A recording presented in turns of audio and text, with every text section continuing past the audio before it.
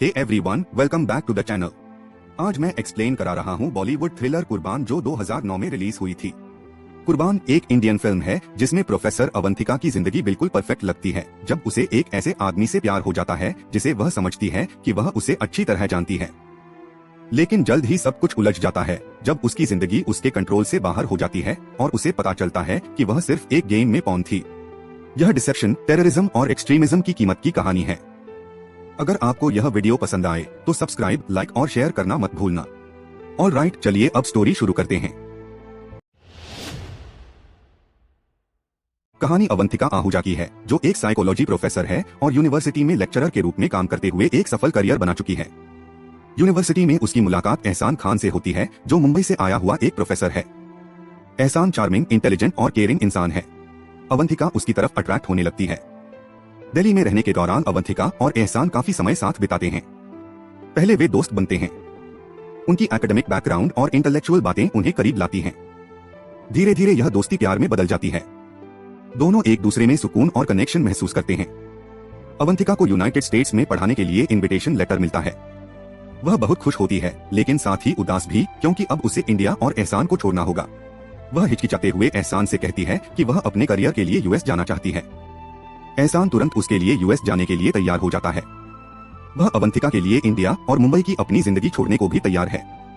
दोनों शादी कर लेते हैं और अपनी जिंदगी को ऑफिशियली साथ जोड़ लेते हैं। शादी के बाद वे यूनाइटेड स्टेट्स चले जाते हैं ताकि पति पत्नी के रूप में नई जिंदगी शुरू कर सकें। अवंतिका अपनी यूनिवर्सिटी की कनेक्शंस और इन्फ्लुएंस का इस्तेमाल करके एहसान को नौकरी दिलाने में मदद करती है। उसकी कोशिशों से एहसान को उसी यूनिवर्सिटी में प्रोफेसर की जॉब मिलती है जहां अवंतिका काम करती है। वह इस्लाम एंड द मॉडर्न वर्ल्ड नाम का कोर्स पढ़ाता है। वे एक शांत सबर्बन एरिया में रहने लगते हैं जहां बहुत सी साउथ एशियन फैमिलीज रहती हैं।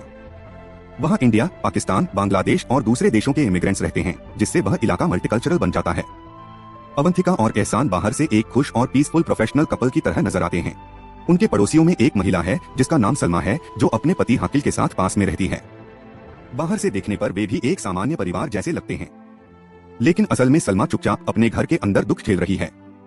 एक रात अवंतिका देखती है कि हाकिल सलमा को टॉर्चर कर रहा है। यह देखकर अवंतिका बहुत परेशान हो जाती है। हाकिल ने सलमा को लगभग घर में कैद कर रखा है। उसे बाहर जाने की इजाजत नहीं है, किसी से मिलने जुलने की अनुमति नहीं है। वह पूरी तरह से आइसोलेटेड है। यह सब सामने हो रहा है लेकिन किसी को असली सच्चाई का पता नहीं है। सलमा किसी तरह अवंतिका से संपर्क करने का रास्ता निकाल लेती है और उससे मदद मांगती है। वह अवंतिका को अपनी हालत के बारे में बताती है और एक खास रिक्वेस्ट करती है। वह चाहती है कि अवंतिका उसकी दोस्त रेहाना से संपर्क करे जो टीवी रिपोर्टर है। सलमा को उम्मीद है कि रेहाना अपने मीडिया कनेक्शंस और रिसोर्सेज से उसकी मदद कर पाएगी। अवंतिका अपनी पड़ोसी की हालत को लेकर चिंतित रेहाना से मिलने जाती है। रेहाना अपने बॉयफ्रेंड रियाज को भी साथ लाती है जो एक मुस्लिम अमेरिकन जर्नलिस्ट है और हाल ही में इराक से रिपोर्टिंग करके लौटा है। तीनों मिलकर सलमा की सिचुएशन पर बात करते हैं और उसकी समस्या को समझने की कोशिश करते हैं। वे यह निष्कर्ष निकालते हैं कि सलमा शायद सीवियर डोमेस्टिक वायलेंस की शिकार है। उसका अब्यूसिव पति उसकी जिंदगी के हर हिस्से को कंट्रोल कर रहा है। रेहाना, जो उसकी मदद करना चाहती है, सलमा से मिलने की योजना बनाती है ताकि उसकी कहानी को समझ सके और शायद न्यूज स्टोरी के जरिए उसे मदद दिला सके। लेकिन इससे पहले कि यह मीटिंग हो पाती, रेहाना को एक जरूरी असाइनमेंट मिल जाता है। उसे यूनाइटेड नेशंस के एक एनबॉय के साथ इराक जाने के लिए चुना जाता है जहां वह डिप्लोमेट्स और दूसरे मीडिया लोगों के साथ जाएगी। यह इंपॉर्टेंट असाइनमेंट उसे सलमा से मिलने की योजना को टालने पर मजबूर कर देता है और सलमा की स्थिति कुछ समय के लिए बिना हल के रह जाती है। इस बीच अवंतिका को एक बहुत खुशखबरी मिलती है। वह अपने पहले बच्चे की मां बनने वाली है। वह बहुत खुश है और एहसान को यह खबर बताने के लिए उत्साहित है। वह सोचती है कि जब एहसान को पता चलेगा तो वह कितना खुश होगा। एक शाम एहसान के घर आने का इंतजार करते हुए अवंतिका अपने मोहल्ले में टहलने का फैसला करती है ताकि सलमा की हालत भी जान सके। चलते चलते उसे पास की एक जगह से कुछ आवाजें सुनाई देती हैं। बातों को सुनकर उसे जिज्ञासा होती है और वह देखने जाती है कि क्या हो रहा है। जो अवंतिका देखती है उससे उसकी पूरी दुनिया हिल जाती है। वह देखती है कि उसके मोहल्ले के कुछ आदमी चुपके से इकट्ठा हुए हैं। एक बुजुर्ग आदमी, जिसे सब भाईजान कहते हैं, चर्चा को लीड कर रहा है। अवंतिका डर के साथ समझती है कि वे लोग एक टेररिस्ट मिशन की प्लानिंग कर रहे हैं। वे लोग डिटेल में बात कर रहे हैं कि रेहाना जिस प्लेन से इराक जा रही है उसे बॉम्ब से उड़ाना है। उनका टारगेट सिर्फ रेहाना नहीं बल्कि पूरा प्लेन है जिसमें कई डिप्लोमेट्स और मीडिया के लोग यूएन एनवॉय के साथ सफर कर रहे हैं। यह हमला कई बेगुनाह लोगों की जान ले सकता है और एक बड़ा टेररिस्ट अटैक होगा। अवंतिका को यह समझ आते ही डर लगने लगता है कि जो लोग बाहर से आम पड़ोसी लगते हैं वही असल में अमेरिका के सबर्बन इलाके में छिपे हुए टेररिस्ट स्लीपर सेल का हिस्सा हैं। तभी उसे एक और भयानक चीज दिखती है, सलमा की डेड बॉडी। उसकी वही पड़ोसी जिसने उससे मदद मांगी थी अब मारी जा चुकी है, शायद इसलिए ताकि वह सच्चाई किसी को न बता सके। अचानक वे आदमी अवंतिका को देख लेते हैं। उन्हें समझ आ जाता है कि उसने उनकी प्लानिंग सुन ली है और सलमा की लाश भी देख ली है। वे तुरंत उसके पीछे दौड़ पड़ते हैं। अवंतिका डर के मारे भागती हुई अपने घर की तरफ जाती है। वह घर पहुंचती है और एहसान को अंदर पाती है। उसे देखकर उसे थोड़ी राहत मिलती है। वह जल्दी जल्दी उसे सब कुछ बताने लगती है जो उसने देखा। शुरू में एहसान उसे सांत्वना देता हुआ लगता है, उसे पकड़कर उसकी बात सुनता है, लेकिन फिर उसका व्यवहार पूरी तरह बदल जाता है। एहसान एक बहुत बड़ी सच्चाई बताता है, वह भी उसी टेररिस्ट ग्रुप का हिस्सा है। उनके रिश्ते की हर चीज एक झूठ थी। अवंतिका को समझ आता है कि वह सिर्फ एहसान के खेल की एक पॉन थी। उसने उससे प्यार के लिए शादी नहीं की थी, बल्कि यूनाइटेड स्टेट्स में लीगल रेजिडेंसी पाने के लिए की थी, ताकि वह अपनी टेररिस्ट एक्टिविटीज को छिपा सके। तभी भाईजान घर पर आ जाता है और तुरंत एहसान से कहता है कि अवंतिका अब उनके लिए खतरा बन चुकी है। उसे उनकी प्लानिंग और उनकी पहचान के बारे में बहुत कुछ पता चल गया है। इसका सीधा सा सलूशन है, एहसान को उसे मार देना चाहिए ताकि ग्रुप सुरक्षित रहे। लेकिन जब एहसान बताता है कि अवंतिका प्रेग्नेंट है तो मामला और कॉम्प्लिकेटेड हो जाता है। सब कुछ होने के बाद भी, मिशन और अपने झूठ के बावजूद एहसान अपने होने वाले बच्चे को मार नहीं सकता। वह अवंतिका को मारने का फैसला नहीं करता।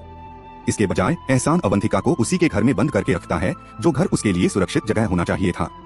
वह उसे एक डरावनी धमकी देता है, अगर उसने किसी को भी कुछ बताया, अगर उसने पुलिस से कांटेक्ट करने की कोशिश की या अथॉरिटीज को वार्न किया, तो वह उसे मार देगा। फंसी हुई और परेशान अवंतिका को एक मौका मिलता है फोन कॉल करने का। वह रेहाना को कॉल करती है ताकि उसे प्लेन में रखे बॉम्ब के बारे में वार्न कर सके, लेकिन कॉल सीधा वॉइसमेल पर चला जाता है। अवंतिका एक अर्जेंट मैसेज छोड़ती है, लेकिन बहुत देर हो चुकी होती है। रेहाना पहले ही फ्लाइट में बैठ चुकी होती है और सुसाइड बॉम्बर प्लेन को उड़ाने के लिए तैयार होता है। प्लेन हवा में ही ब्लास्ट हो जाता है, जिससे रेहाना और प्लेन में बैठे सभी पैसेंजर्स और क्रू की मौत हो जाती है। रियाज इस हादसे को अपनी आंखों से देखता है जब प्लेन एक्सप्लोड होता है।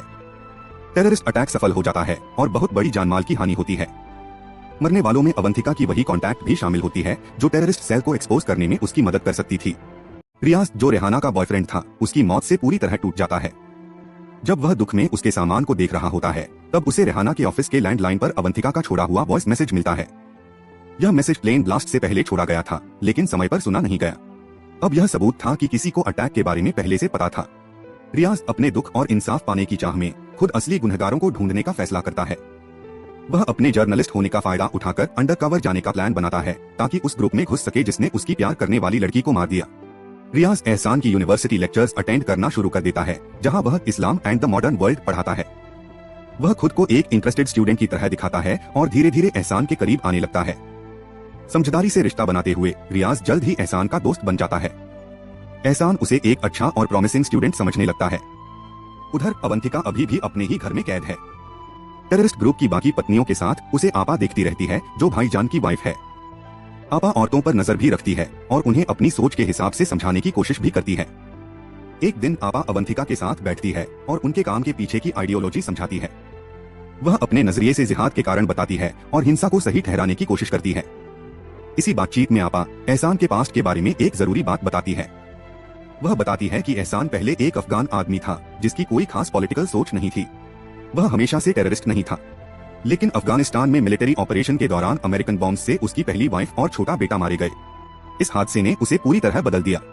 उसके दुख और गुस्से ने उसे एक्सट्रीमिज्म की राह पर डाल दिया। अवंतिका ने जिस आदमी से शादी की थी, वह इसी दर्द और नुकसान से पैदा हुआ था।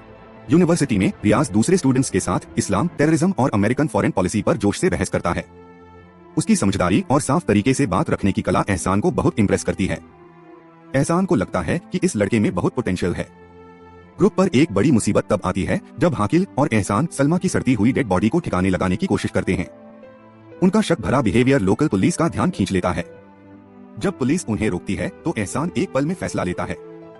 वह हाकिल और आसपास के पुलिसमैन को मार देता है ताकि कोई गवाह न बचे। फिर वह उनकी कार में आग लगा देता है ताकि सबूत मिटा सके। लेकिन एहसान की कोशिश के बावजूद सलमा की आधी जली हुई बॉडी अथॉरिटीज को मिल जाती है। FBI इस केस की जांच में शामिल हो जाती है।